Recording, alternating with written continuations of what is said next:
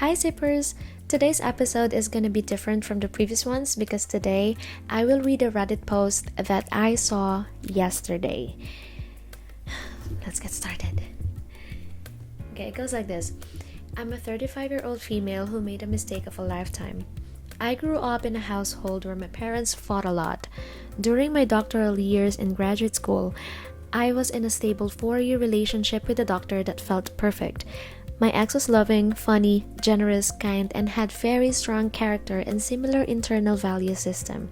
We never fought. I was happy, fulfilled, motivated, secure, and overall a better, stronger person with him by my side.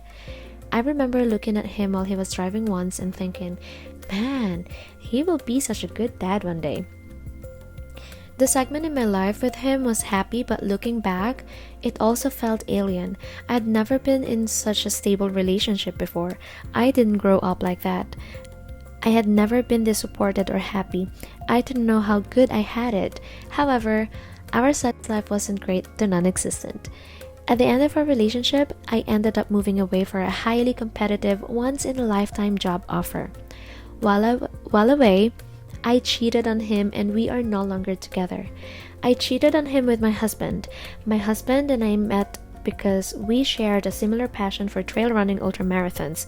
We loved being outdoors, and having someone by my side in such a niche sport felt special. I overlooked the fact that he only graduated from high school and was or is making minimum wage while I make 6 figures. I was young and thought that love would prevail. I think at one point, women in generally speaking, we have this thought in mind that love would prevail. I don't know if guys have that as well. Anyway, to continue, I started to see cracks in our relationship as time went on. While I was working hard and overtime to save up for a house, he would disappear for days on camping trips, leaving me to take care of household chores and our dog. We fought over so many little things and had countless communication issues. We do not communicate well or do conflict resolution well. I noticed our sense of humor always didn't jive.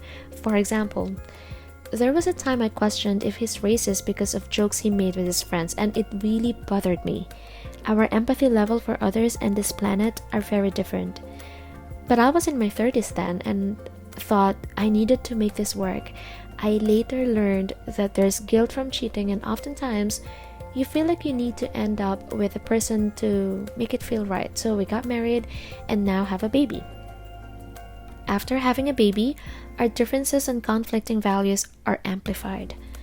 After marrying, he took an expensive career change which I am funding. He comes home from work tired and sometimes he needs to study after work or on weekends. When he's not studying, he lies in bed on his phone instead of spending time with me or our baby.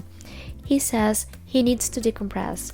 He's always on his phone, whereas I cut down on screen time for our baby. He says his career comes first, even though it doesn't pay much compared to my career. He says when he gets a chance, he is going to move our family out of state to advance his career. And I told him I don't want that because we have grandparents, good schools, and a strong community here for our child. He does nearly 0% of child care throughout the week. On weekends, he may have 15 to 30 minute play sessions with our baby, but it's always spontaneous on his time, and I never know how much free time I will have before he says I need to get back to studying. So it's hard for me to get things done or run errands out of the house. Despite him being very absent as a parent, he's very opinionated with raising our baby, and everything seems to be my fault according to him, not a pleasant experience. He threatens me with more workload. If I complain about his absence as a dad while he's playing with our baby, he leaves the room and says, I'm playing with him for your information. If you're not grateful, I need to get back to work. Similarly, I did all our taxes as always, and he offers to help mail the packet. When I complained he forgot to attach the W-2s among missing other things, he said this was too complicated and is going to bed. Never said thank you to me for doing our taxes, leaving me to finish the task he offered to help. He is entitled. For example, he saves $0 for the down payment of our home, yet Our home needs to have 3-car garages, and he needs an extra room for a music studio that he never uses now. Yes, I wanted to be a good partner and conceded to his demands, and now feel resentful. I also feel resentful when I see friends who marry their classmates now living in a nice, safe, highly sought after neighborhoods in beautiful homes, or have 2 or 3 homes, while we needed to make some compromises as I'm the sole breadwinner in our relationship. Our educational level differences also show in our conversations. It doesn't seem like he looks into global or political issues deeply or empathetically. He has no interest in doing or learning how to do conflict resolution. It also appears he is too insecure to apologize. After knowing him for 8 years and countless arguments, he has only apologized once or twice to me, while I apologize after nearly all arguments. He's always tired. One morning outing to the park, and he needs to be in bed for 3 hours, 2 hours in his phone, and 1 hour napping. Yes, I know money or income and education isn't everything. I know this may be my fate from karma from cheating on my good ex. I'm just feeling lost and alone. I'm wondering, I don't know if anyone has any advice, if things will get better, or how can I move past this? Do you think I made a mistake? Thank you for reading. Now let's read some comments. One comment reads, "It's been 8 years of this and you still think things are going to get better? Has it gotten better? No. Will it get better? No. What makes you stay? It can't be the child you never spent time with. You've made one mistake in marrying him, but you can still get a divorce. You don't have to live your life stuck with him. And to add, please get therapy. The good relationship felt alien to you because it's not the version of love you grew up seeing, so it felt alien. Then you met and cheated with your husband, who is familiar to you. He's basically your dad. You repeated the cycle, but now that you've identified it, I suggest therapy to help you break out. Individual therapy, not couples. I know you don't have the time, but you need to carve out the time for therapy." Another says, "Self-sabotage to the extreme. Please divorce him. You're already a single mother. You just don't realize it. Definitely start therapy before jumping into your next relationship." One netizen said, "That's crazy that this new guy treats you horribly and you're completely loyal to him, and the ex who treated you perfectly, you cheated without hesitation. Advice, be divorced and move on, I suppose. You'll probably have to pay your husband's spousal support as you make more." Oh my gosh. Another netizen said, "So in short, you cheated on someone who treated you so well and ended up with a guy who you hardly knew, and now you regret it? This all seems self-inflicted. If you're not happy, leave. You left when you were happy, so what's so hard about it now?" My gosh. Another one commented, "I genuinely think that the only way to break out of the cycle is to speak to a professional. Talk to a therapist. It's never too late to change your circumstances. And speak to a lawyer. Figure out what your options are, because what you have now is damaging to your mental health. If you truly want to make it work with him, try couples counseling. Though it sounds like he might not put in the F word, of course. Either way, you can't carry the household alone. See what options you have available to you. It's never too late to start over. Focus on yourself and your child. The right person will come along later, and by then, you'll be prepared for it because you've put in the work on yourself." Wow, that's a lot of comments.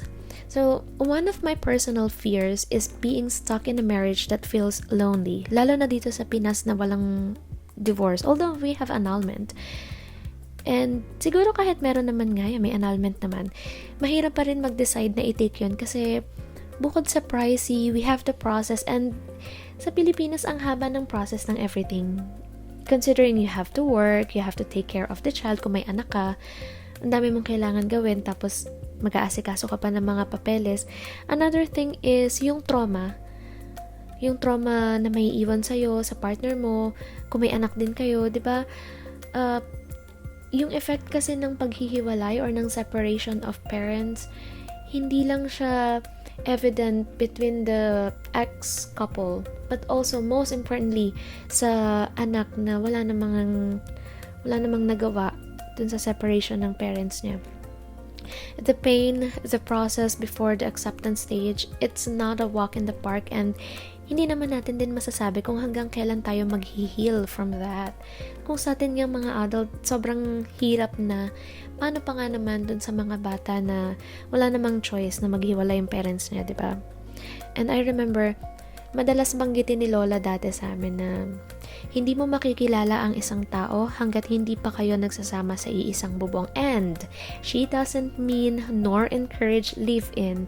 Growing up in a conservative family, that's not what she meant. Ang ibig niya sabihin, kahit pa matagal na kayong mag-boyfriend, girlfriend, or mag-asawa, eventually, may mga traits and characteristics na lalabas sa tao. Pwedeng maganda, pwedeng hindi natin alam.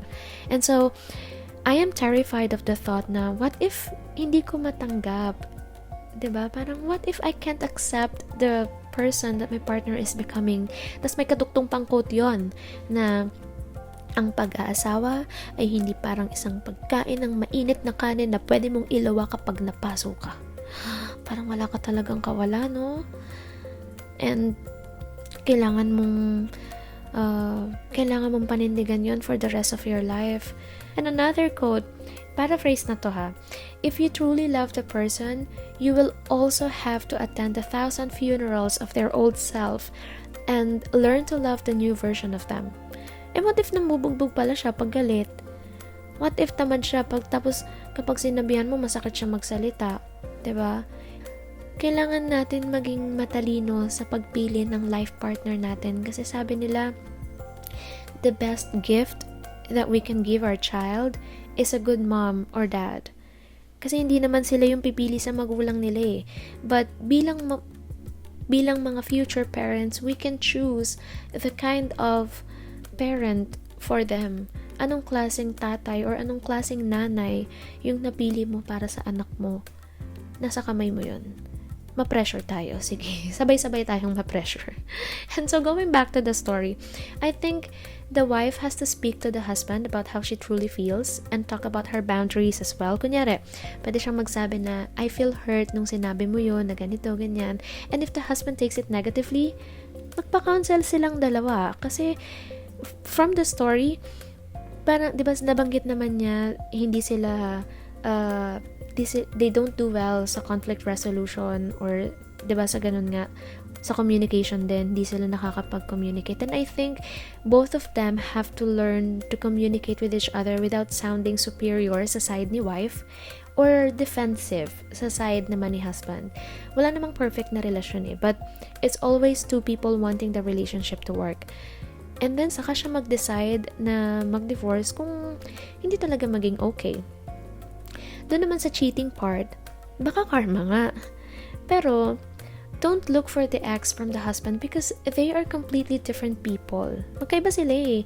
If we are in the situation and we keep feeding our minds with the thought, masashatter talaga yung current relationship natin because all we can focus on is the buti pa si ano. We can only regret doing the bad thing to that good ex unless we genuinely apologize to the person and eventually, truly, 100% forgive ourselves kasi kung hindi, dadalhin natin yung guilt na yun palagi tas magiging self-pity na lang siya na nakakarma na kasi ako kaya ganito, kaya dito na lang ako, deserve ko to, ganyan. Where we can still try to fix it by doing the really right thing. Yung pagdaanan natin yung process and then decide, and once the decision is made, be firm about it.